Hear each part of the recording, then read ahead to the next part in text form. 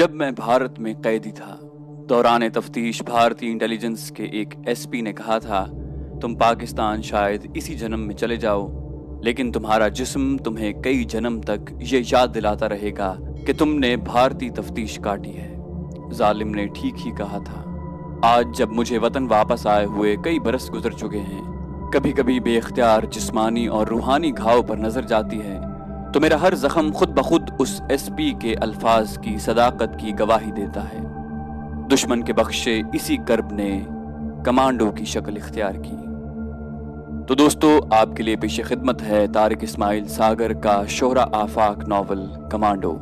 لیکن اس سے پہلے آپ سے درخواست ہے کہ اگر ابھی تک آپ نے ہمارے چینل کو سبسکرائب نہیں کیا تو اسے سبسکرائب کیجئے اور بیل آئیکن پر کلک کیجئے تاکہ آپ کو تمام ویڈیوز بلا تاخیر ملتی رہیں، اور ویڈیو کو لائک اور شیئر کرنا مت بھولیے اور کامنٹ کر کے ہمیں اپنی رائے سے آگاہ کرتے رہیے۔ تو آئیے کہانی شروع کرتے ہیں۔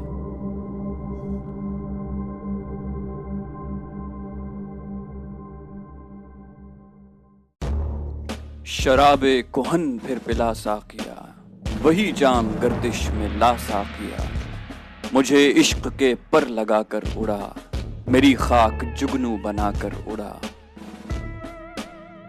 خرد کو غلامی سے آزاد کر، جوانوں کو پیروں کا استاد کر، تڑپنے پھڑکنے کی توفیق دے، دل مصطفیٰ سوز صدیق دے، جگر سے وہی تیر پھر پار کر، تمنا کو سینوں میں بیدار کر، جوانوں کو سوزے جگر بخش دے، میرا عشق میری نظر بخش دے۔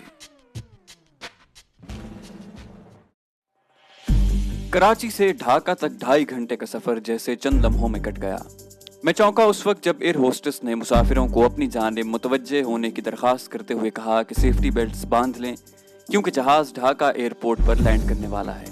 سارے راستے میں اپنے ذہن میں مشرقی پاکستان کی مختلف تصویریں ترتیب دیتا آیا تھا۔ سنہرے ریشے والی یہ دھرتی پچھلے 3 ماہ سے میرے دل و دماغ پر چھائی ہوئی تھی۔ علیحدگی پسند عناصر کے ذہنوں میں جو لاوا اندر ہی اندر نہ جانے کب سے پک رہا تھا، وہ اب پھٹنے کو تیار تھا، اور ہمیں فوجی تربیت دے کر وہاں بھیجا جا رہا تھا کہ ہم اس کی ممکنہ تباہ کاریوں سے اسے بچائیں یا کسی حد تک اس کا سدباب کریں۔ میرے اسپیشل کورس کے انسٹرکٹر نے مجھے آخری مرتبہ کہا تھا کہ بوائے، میں تمہیں کسی خوش فہمی میں مبتلا نہیں کرنا چاہتا۔ بدقسمتی سے حالات ہمارے اندازوں سے زیادہ سنگین نوعیت اختیار کر چکے ہیں۔ تمہیں دشمن ہی نہیں، آستین کے سانپوں سے بھی نمٹنا ہے۔ عملی میدان میں حالات یوں بھی تربیت کے مطابق پیش نہیں آتے، کسی بھی لمحے کسی بھی صورتحال کا سامنا ممکن ہے۔ اپنے سائے سے بھی ہوشیار رہنا۔ مجھے یہ کہتے ہوئے دکھ ہو رہا ہے کہ وہاں ہر جھاڑی کے پیچھے ایک سانپ پھن اٹھائے تمہارا منتظر ہے۔ میرے والد فوج کے ریٹائرڈ صوبیدار تھے۔ 65 کی جنگ میں ان کا ایک بازو چھن گیا تھا، لیکن بہادر فوجیوں کی طرح انہوں نے کبھی اپنی معذوری کا احساس نہ ہونے دیا۔ وہ اپنی آنکھوں میں کبھی نہ مٹنے والی چمک لیے صبح سے شام تک کھیتی باڑی میں جتے رہتے۔ انہوں نے ہم سے کبھی کچھ نہ مانگا، صرف ایک خواہش کی کہ ان کا بیٹا ان کی جگہ سنبھال لے۔ جس روز ISSB سے میری کامیابی کا پروانہ آیا تو ان کی حالت دیدنی تھی۔ سارا گاؤں میرے والد کو مبارکباد دینے امڈا چلا آیا۔ اکیڈمی سے ٹریننگ مکمل کرنے اور پاسنگ آؤٹ پریڈ کے بعد میں ان سے ملا تو ان کی آنکھوں کی چمک 2 چند ہو گئی۔ بے اختیار مجھے گلے لگاتے ہوئے بولے کہ بیٹا، میرا دل گواہی دیتا ہے کہ تم میرا ادھورا مشن پورا کرو گے۔ ہم اکٹھے ہی گاؤں آئے تھے جہاں تپتی دوپہر میں ہمارے قصبے کے چھوٹے سے اسٹیشن کے ایک کونے میں رکھی لوہے کی بینچ پر میری ماں برگد کی ٹھنڈی چھایا بنی بیٹھی تھی۔ گاؤں کے اور لوگ بھی آئے تھے۔ ٹرین سے اترتے ہی بے اختیار میرے قدم ماں کی طرف اٹھے، اور جب میں ماں کی ممتا بھرے سینے سے لگا تو ٹریننگ کی ساری سختیاں بھول گیا، سفر کی ساری کلفت مٹ گئی۔ میرا شیر کہہ کر امی نے میرے ماتھے پر بوسہ دیا اور ہم جلوس کی شکل میں گاؤں واپس آ گئے۔ 20 روز تو دور و نزدیک دیہات میں رہنے والے رشتہ داروں کے ہاں دعوتیں کھانے میں کٹ گئے۔ پھر مجھے خاص کورس کے لیے جانا پڑا، جس کی تکمیل کے فوراً بعد ہی مجھے مشرقی پاکستان جانے کے احکامات مل گئے۔ جہاز میں سوار ہونے تک میرے انسٹرکٹر میرے ساتھ رہے، اور جب جہاز کی روانگی کا اعلان ہوا تو انہوں نے گرم جوشی سے بغلگیر ہو کر میرے لیے نیک تمناؤں کا اظہار کیا اور میری طرف دیکھے بغیر واپس چلے گئے۔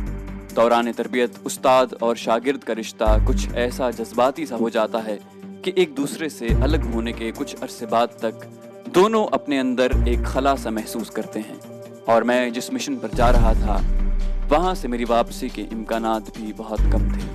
اپنے ہاتھوں اپنے بیٹوں کی طرح عزیز شاگرد کو موت کی شاہراہ پر گامزن کرنے کے بعد ان کے احساسات کیا ہوں گے، اس کا اندازہ کچھ وہی لوگ کر سکتے ہیں جو ان راہوں پر ایک دوسرے کے سنگ سنگ چلے ہوں۔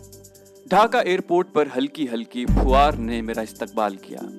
جہاز سے اترتے ہی سنہرے دیس کی ہریالی آنکھوں میں امڈ آئی اور ایک تراوٹ اور تازگی کا احساس جسم کے روئیں روئیں میں سما گیا۔ میں نے اپنے آپ کو سمیٹا۔ میری ریجمنٹ کا ایک آفیسر میرے استقبال کو موجود تھا۔ ہم اپنے ہیڈ کوارٹر کی طرف روانہ ہو گئے۔ کچھ دیر حالات حاضرہ کو زیر بحث لانے کے بعد میں اردلی کی معیت میں اپنے کمرے میں آیا اور بستر پر گر کر اپنے گاؤں میں جا پہنچا۔ اس گاؤں میں جس کے ایک کونے میں ہمارا چھوٹا سا پیارا سا گھر تھا، جہاں میرا شفیق باپ اور پیاری ماں رہتے تھے، اور جہاں میرے ہزاروں چاؤ کرنے والی میری لاڈلی بہن بھی میری راہیں تکتی رہتی تھی۔ پھر میں گاؤں کے چھوٹے سے اسٹیشن پر آ گیا، جہاں ان سب لوگوں نے مجھے الوداع کہا جو میرے گھر والوں کے ساتھ وہاں آ جمع ہوئے تھے۔ ان سب کی ایک ہی آرزو تھی کہ جیسے بھی ممکن ہو میں ان کے مشرقی پاکستان کو دشمن کے ہر شر سے محفوظ رکھوں، سنہرے ریشے کی دھرتی کو ہر صورت میلی نظروں سے بچائے رکھوں۔ اور ابھی میں ان سب کے گلے بھی نہ مل سکا تھا کہ گاڑی چل دی۔ وہ سب دیکھتے ہی رہ گئے اور میں اندیکھی منزلوں کی طرف روانہ ہو گیا۔ اگلے ہی روز میں نئے اسپیشل یونٹ سے منسلک ہو گیا۔ میں روزانہ انٹیلیجنس کی تازہ رپورٹیں دیکھتا اور ہر نئی فائل میرے سامنے ایسے حقائق کا انکشاف کرتی کہ کلیجہ منہ کو آنے لگتا۔ ابھی تک ہمیں چھاونیوں سے باہر نکلنے کا حکم نہیں ملا تھا، لیکن میں اپنے طور پر ریکانیسنس کے لیے نکل جاتا۔ اس طرح اور بھی قریب سے حالات کا جائزہ لینے کا موقع مل جاتا۔ ان دنوں انتخاب کی تیاریاں بڑے زوروں پر تھیں۔ سیاسی ہٹلر بازی اپنے عروج پر تھی اور سیاسی اجتماعات میں ایسے ایسے نعرے سنائی دیتے تھے جو کبھی ہمارے وہم و گمان میں بھی نہ تھے۔ یہ سن کر یہ کہنا بے جانا ہوگا کہ جب میں مشرقی پاکستان پہنچا تو دشمن کا وار چل چکا تھا۔ قیام پاکستان سے لے کر آج تک دشمن نے جس جانفشانی اور تندہی کے ساتھ بنگالی مسلمانوں کے ذہنوں میں نفرت کے بیج بوئے تھے، اب اس کی فصل بالکل پک چکی تھی، اور نفرت کی یہ فصل ہم اپنے ہاتھوں سے کاٹ رہے تھے۔ کتنے بد نصیب تھے ہم، کیا بھیانک مذاق کیا تھا قدرت نے ہمارے ساتھ، کتنی کڑی سزا ملی تھی ہمیں اپنے گناہوں کی۔ میں دن رات سوچتا رہتا، اور جب کوئی راہ دکھائی نہ دیتی تو سنہری دیس کی سنہری لڑیوں میں اپنے آپ کو پرو لیتا۔ میرے شب و روز اسی طرح گزر رہے تھے۔ ایک روز جب میں رات کے کھانے سے فارغ ہو کر اپنے کمرے میں پہنچا تو کرنل صاحب نے مجھے میٹنگ روم میں حاضر ہونے کا حکم دیا۔ ایسے احکام ایمرجنسی میں اکثر موصول ہوتے رہتے تھے، اس لیے میں نے اسے بھی معمول کی عام کارروائی سمجھا۔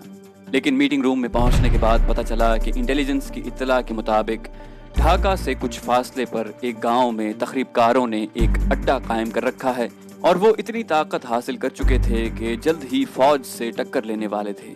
کرنل صاحب نے ہمیں یہ بھی بتایا کہ جب ہمیں یہ اطلاع ملی تو ہم نے شام ہی کو ایک کمپنی اس گاؤں سے قریباً 5 میل دور ایک مقام پر روانہ کر دی، لیکن ابھی تک ہمیں اس بارے میں مزید کوئی اطلاعات موصول نہیں ہوئی۔ انہوں نے دیوار پر لگے نقشے کے ذریعے ہمیں اس گاؤں اور گرد و نواح کے علاقے کا محل وقوع بھی سمجھایا، اور فوری طور پر ایک اور کمپنی میری کمانڈ میں دے کر ہمیں روانگی کا حکم دیا۔ اس سے قبل فوج ابھی تک کھل کر سامنے نہیں آئی تھی، اور ہماری حد الوسع کوشش بھی یہی تھی کہ فوج کو عوام سے دور رکھا جائے۔ حالانکہ بعد میں اس کا خمیازہ بھی بھگتنا پڑا۔ اس لیے کچھ تو اس وجہ سے اور کچھ حفاظتی اقدامات کے پیش نظر میں نے الصبح یہ آپریشن کرنے کا فیصلہ کیا۔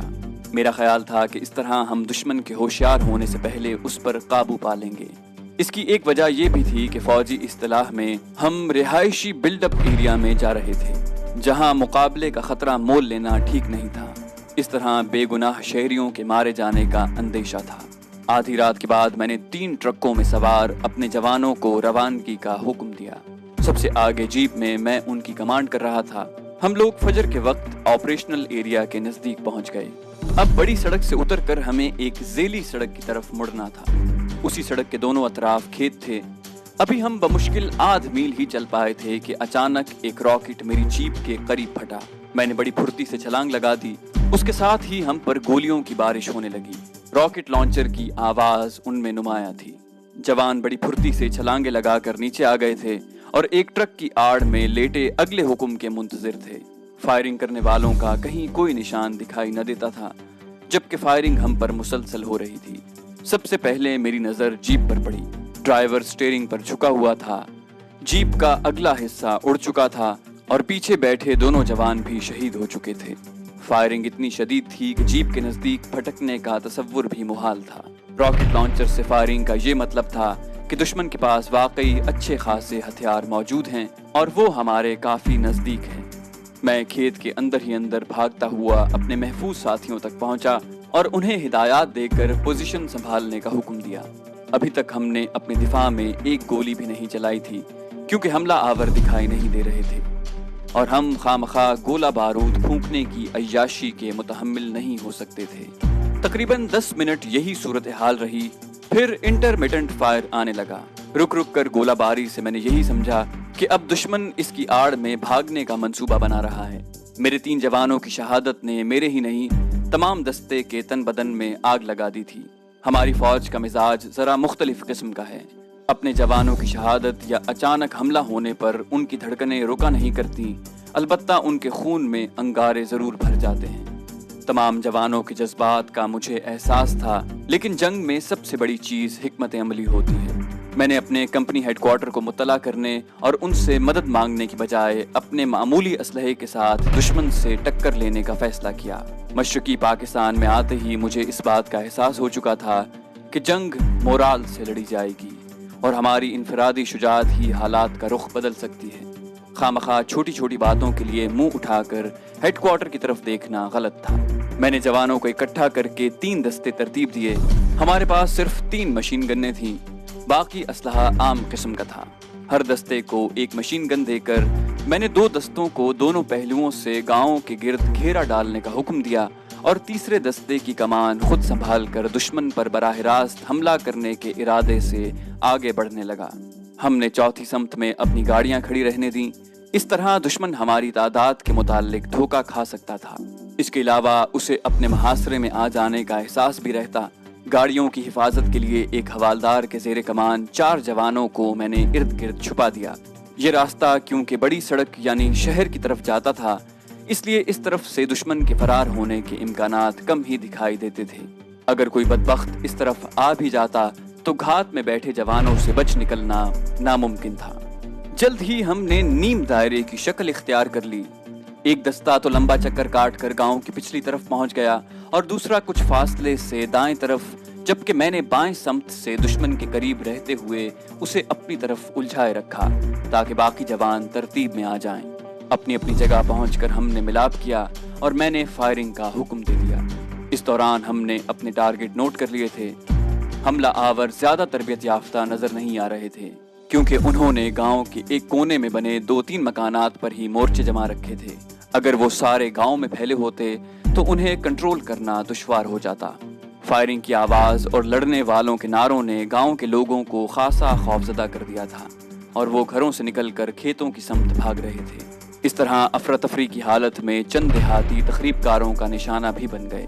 ये सूरत हाल देखकर मैंने अपने सूबेदार और चंद जवानों को गांव में दाखिल होने का हुक्म दिया ताकि वो लोगों को मुनज़्ज़म शक्ल में महफूज मकामात पर पहुंचा दें। सूबेदार साहब की कमान में ये जवान अपनी जानें हथेली पर रखकर आग में कूद गए। उन्होंने चिल्ला चिल्ला कर लोगों को हिदायत दी और गांव की उस समत से जो अभी तक तखरीबकारों से महफूज थी, लोगों को बाहर निकालना शुरू कर दिया। ये बड़ा अंदोहनाक मंजर था। चीखती चिल्लाती औरतें जिनके बच्चे पीछे रह गए थे फरियाद करती तो दिल दहल जाता। मेरे जवान बच्चों को खुद गोद में उठा उठा कर उन तक पहुंचा रहे थे। तखरीबकारों के पास असलहा और गोला बारूद की कोई कमी नजर नहीं आ रही थी। अब तक मैंने चार्ज नहीं किया था और उन्हें अपनी तरफ उलझाए रखने की हद तक ही हम उन पर फायरिंग कर रहे थे। अब पौ फटने लगी थी। जाने किस तरह उन लोगों की नजर उस समत चली गई जिधर से मेरे जवान देहातियों को महफूज मकाम की तरफ ले जा रहे थे। उन्होंने एक लाइट मशीन गन का मुंह उस तरफ फेर दिया और चंद ही सेकंड बाद 5-6 देहाती खून में नहाते दिखाई दिए। ये कैसे हुर्रियत पसंद हैं जो अपने ही लोगों के खून से होली खेल रहे हैं। मेरी आंखों में खून उतर आया। بے گناہ سویلین ہماری آنکھوں کے سامنے موت کے گھاٹ اتارے جا رہے تھے۔ میں نے تمام احتیاطیں بالائے طاق رکھ کر پچھلے اور بائیں سمت والے دستوں کو فائرنگ تیز کرنے کا حکم دیا اور اپنے جوانوں کے ساتھ خود بھی چارج کر دیا۔ میرے دستے کی واحد مشین گن، جو کسی حد تک محفوظ جگہ نصب تھی، ہمیں ایک طرف سے کورنگ فائر مہیا کر رہی تھی، جبکہ جوان میرے دائیں بائیں کرالنگ کرتے اس سمت سے آگے بڑھ رہے تھے جدھر سے ہم نے دیہاتیوں کو باہر نکالا تھا۔ صوبیدار صاحب نے موقع کی نزاکت کو خوب سنبھالا۔ 2 جوانوں نے لوگوں کو دیواروں کی اوٹ میں بٹھا کر ان کے سامنے مورچہ جما لیا۔ خود صوبیدار صاحب باقی جوانوں کے ساتھ مکانوں کی چھتوں اور منڈیروں سے تخریب کاروں پر فائر کرنے لگے۔ میرے ساتھ ہی میرے پیچھے پیچھے گاؤں کے کچے مکانات کی آڑ لیتے تخریب کاروں کی سمت بڑھ رہے تھے، اور وہ لوگ اونچائی پر ہونے کی وجہ سے ہم سے برتر پوزیشن میں تو تھے، لیکن ہم نے حکمت عملی ہی ایسی اختیار کی تھی کہ وہ اس ایڈوانٹیج کا کوئی فائدہ حاصل نہ کر سکے۔ میں نے اپنے جوانوں کو بکھرنے اور محفوظ آڑ کے ساتھ آگے بڑھنے کا حکم دیا۔ تقریباً آدھ گھنٹے کی خونریز جنگ کے بعد تخریب کاروں کے 50-60 آدمی بچ گئے اور 80 کے قریب ہم نے گرفتار کر لیے۔ بھارتی پروپیگنڈے نے فضا مسموم کر رکھی تھی، خصوصاً فوج سے عوام کی نفرت کے مظاہرے تو اکثر دیکھنے کو ملا کرتے تھے، لیکن جہاں صورتحال بالکل برعکس تھی۔ دیہاتیوں نے تخریب کاروں کی بربریت کا مظاہرہ دیکھ لیا تھا اور یہ بھی دیکھ چکے تھے کہ ہم نے انہیں بچانے کے لیے کیا کچھ نہیں کیا۔ میرے 6 جوان زخمی تھے اور 1 مارکے میں شہید ہو چکا تھا۔ یہ جوان ایک بچے کو فائرنگ رینج سے بچانے کے لیے لپکا تھا کہ تخریب کاروں کی ایک گولی اس کے عین دل پر لگی اور وہ زندہ جاوید ہو گیا۔ لوگ تخریب کاروں کی تکہ بوٹی کرنے پر تلے ہوئے تھے۔ بڑی مشکل سے ہم نے بپھرے ہوئے ہجوم سے گرفتار شدگان کو نکالا اور اپنے شہید اور زخمی ساتھیوں کے ہمراہ ٹرکوں کی طرف جانے لگے۔ ابھی ہم گاڑیوں تک پہنچے ہی تھے کہ میرے سیکنڈ ان کمانڈ نے جلدی سے دوربین میرے ہاتھ میں پکڑا کر ایک سمت اشارہ کیا۔ میں نے دوربین آنکھوں سے لگائی۔ گاؤں سے کچھ فاصلے پر ندی بہتی تھی، اس کے کنارے میں نے فوجی وردی میں کسی کو لڑکھڑاتے ہوئے اپنی سمت بڑھتے دیکھا۔ میں سوچنے لگا کہ کون ہو سکتا ہے۔ میرے ذہن میں کل شام روانہ ہونے والی پارٹی ضرور تھی، جو کمپنی ہیڈ کوارٹر سے ہماری روانگی تک واپس نہیں آئی تھی، لیکن امید تھی کہ ہمارے جاتے ہی وہ لوگ آ گئے ہوں گے، یا ممکن ہے کہ گرفتار شدگان کے ساتھ انہوں نے رات کو سفر کرنا مناسب نہ سمجھا ہو اور صبح آنے کا ارادہ کیا ہو۔ پھر یہ کون تھا؟ مختلف خیال اور وسوسے میرے دماغ میں سر اٹھانے لگے۔ میں نے خود آگے بڑھ کر حالات جاننے کا فیصلہ کیا۔ میرے ہمراہ 3 جوان تھے۔ ہم لوگ بھاگتے ہوئے اس کی سمت بڑھے۔ کسی ممکنہ خطرے کے پیش نظر ہماری انگلیاں ٹریگرز پر تھیں۔ آہستہ آہستہ آنے والے کے نقوش واضح ہونے لگے۔ یہ پاکستانی فوج کا جوان تھا اور اس پارٹی سے متعلق تھا جو کل شام تخریب کاروں کی سرکوبی کو روانہ ہوئی تھی۔ ہمیں دیکھتے ہی وہ رک گیا۔ اس کی وردی خون آلود اور بھیگی ہوئی تھی۔ وہ اتنا زخمی تھا کہ ٹھیک طرح چل بھی نہیں پا رہا تھا۔ صورت کچھ جانی پہچانی دکھائی دی۔ پھر اچانک جیسے میرے ذہن کو زوردار جھٹکا لگا۔ میرے سامنے منیر کھڑا تھا۔ منیر میرے ساتھ کے گاؤں کا رہنے والا نائک تھا اور شادی سے صرف 5 روز قبل اسے ہنگامی حکم موصول ہوا تھا کہ اپنی کمپنی کے ساتھ مشرقی پاکستان پہنچے۔ اس کا چہرہ دھول سے اٹا ہوا تھا۔ وہ یکبارگی لڑکھڑایا اور گر پڑا۔ میں نے بے اختیار نیچے جھک کر اسے اٹھانا چاہا اور اس اثناء میں دوسرے جوان نے اپنی چھاگل اس کے منہ سے لگا دی۔ منیر! منیر!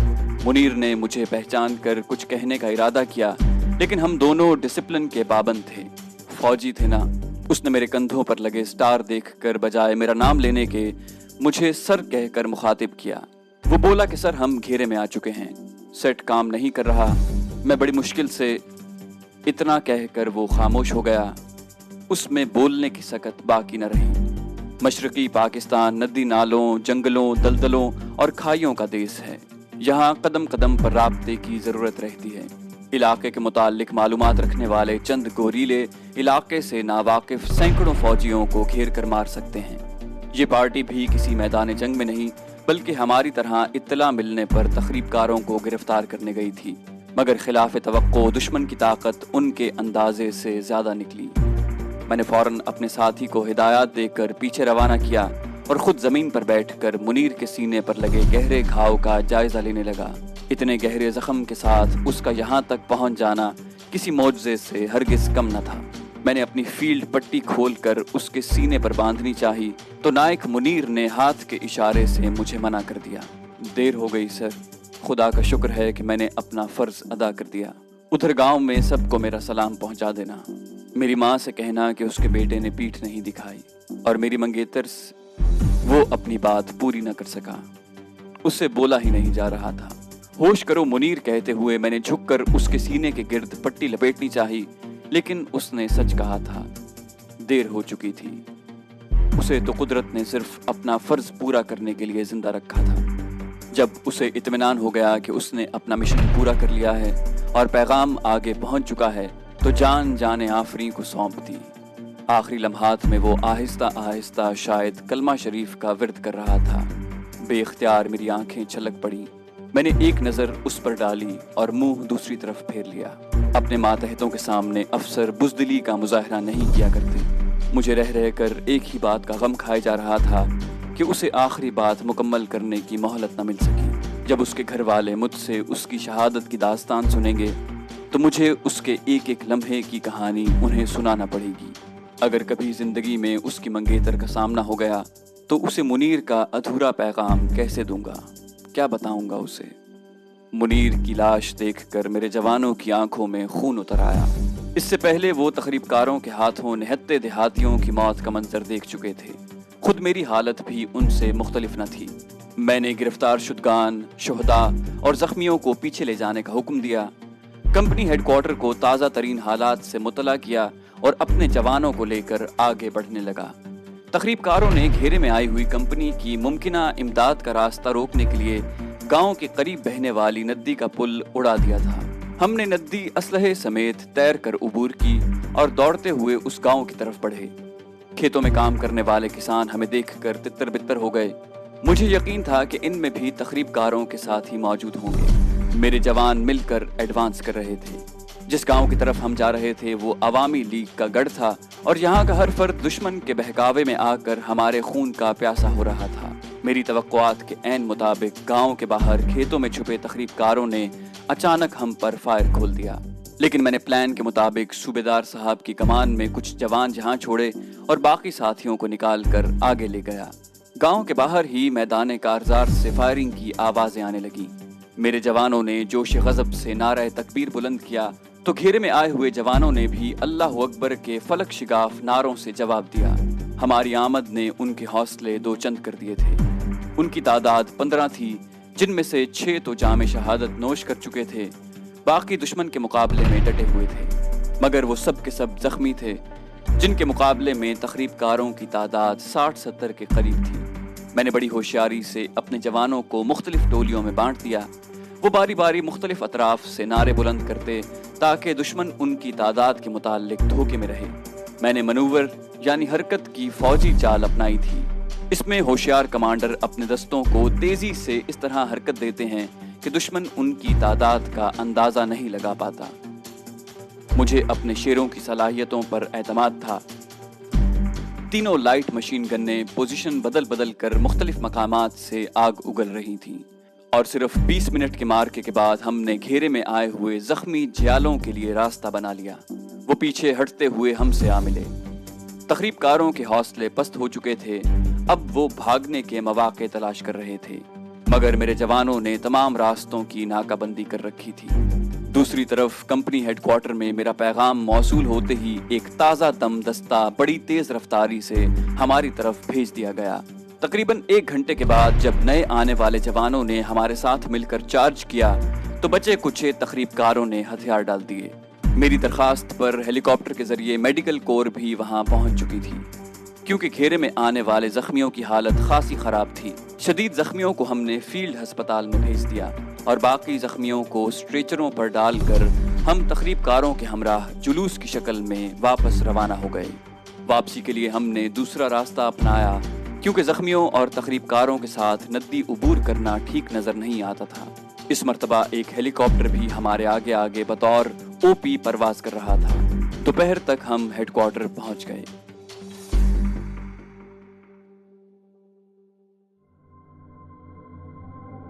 تو دوستو، یہ تھی ہماری آج کی کہانی، جو کہ طارق اسماعیل ساگر کی لازوال داستان کمانڈو پر مبنی ہے۔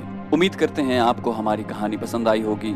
جانے سے پہلے اس ویڈیو کو لائک اور شیئر کرنا مت بھولیے، اور اگر ابھی تک آپ نے ہمارے چینل کو سبسکرائب نہیں کیا تو اسے سبسکرائب کیجیے تاکہ آپ کو ہماری تمام کہانیاں بلا تاخیر ملتی رہیں، اور کامنٹ کر کے ہمیں بتائیے کہ آپ کو یہ کہانی کیسی لگی۔ ہم اس سلسلے کی مزید قسطیں لے کر جلدی حاضر ہوں گے۔ اپنا بہت خیال رکھیے گا۔ اللہ حافظ۔